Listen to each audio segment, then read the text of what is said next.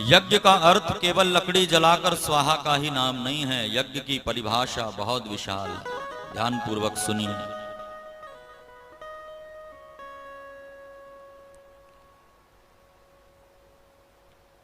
यज्ञ का अर्थ होता है अपनी संपत्ति का विकेंद्रीकरण।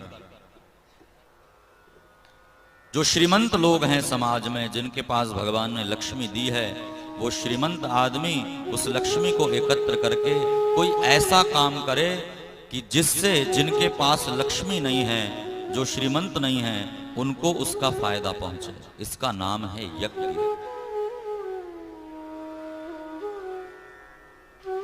यज्ञो वै विष्णु। यज्ञ का अर्थ वेदों ने बताया विष्णु। विष्णु ही यज्ञ है, यज्ञ ही विष्णु है। तो विष्णु इतना संकीर्ण नहीं हो सकता। विष्णु का अर्थ होता है व्यापक, जो विस्तृत है। भूखे के पेट में अन्न डालना भी यज्ञ है। कोई गरीब पढ़ने में अच्छा हो लेकिन पैसे के अभाव में पढ़ ना पा रहा हो, तो उसको 2-4 किताबें खरीद कर देना, उसका स्कूल में एडमिशन कराना भी यज्ञ है।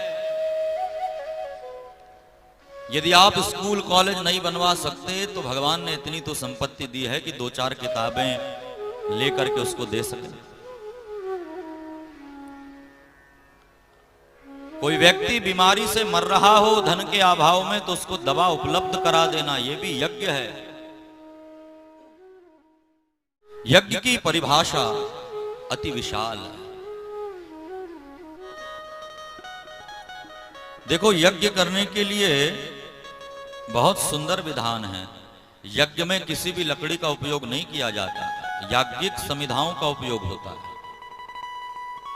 जो लकड़ियां जलने के बाद कोयला नहीं बनती, सीधे भस्म बनती हैं, उनको याज्ञिक समिधा कहते हैं। जैसे वट की, पीपल की, शमी की, ये सब लकड़ियां जलाकर उसमें सही सही मात्रा में तिल, जौ, गाय का घी, गुड़, साबुत अक्षत, इसको मिलाकर जो साकल्य तैयार किया जाता है, फिर उससे यज्ञ होता है। ये तिल, जौ आदि जब लकड़ी में एकत्र होते हैं और जब जलते हैं तो उससे जो धुआं उठता है, विज्ञान कहता है कि वो फॉर्मिक एल्डिहाइड नाम का गैस है, जो ओजोन के लिए बहुत जरूरी है।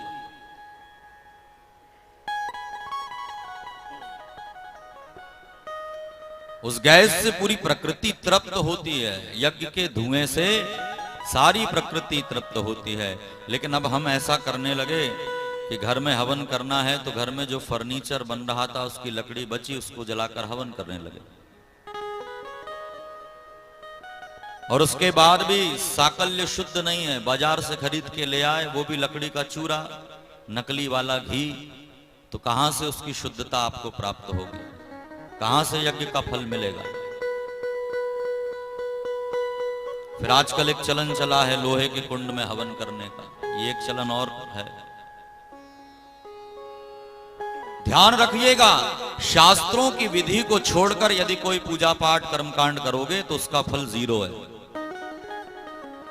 यो शास्त्र विधि मुत्सृज्य क्रियते काम कारतः न स सिद्धिम वाप्नोति न सुखम न पराम गतिम। भगवान गीता में अर्जुन से कहते हैं, जो आदमी शास्त्रों को छोड़कर मनमाने ढंग से काम करता है, उसको न स सिद्धिम वाप्नोति, सिद्धि प्राप्त होती नहीं है, न सुखम, न सुख प्राप्त होगा, और न मरने के बाद परागति यानी मोक्ष प्राप्त होगा। भगवत गीता का वचन है ये।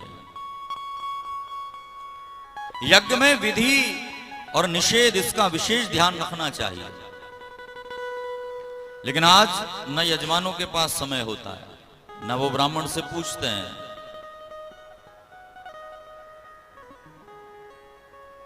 ना उनके अंदर वो जिज्ञासा होती है कि हम जानें।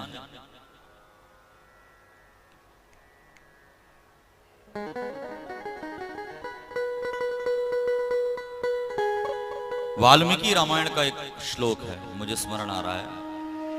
उसमें वशिष्ठ जी कहते हैं स्पष्ट राम जी से, विधिहीनस्य यज्ञस्य सद्यः कर्ता विनश्यति। यज्ञ में यदि विधि नहीं है, जिस विधि जो शास्त्रों में बताई गई है, उस विधि का यदि लोप हो रहा है, तो ऐसी विधिहीन यज्ञ से सद्या कर्ता विनश्यति, करने वाले का तुरंत नाश होता है।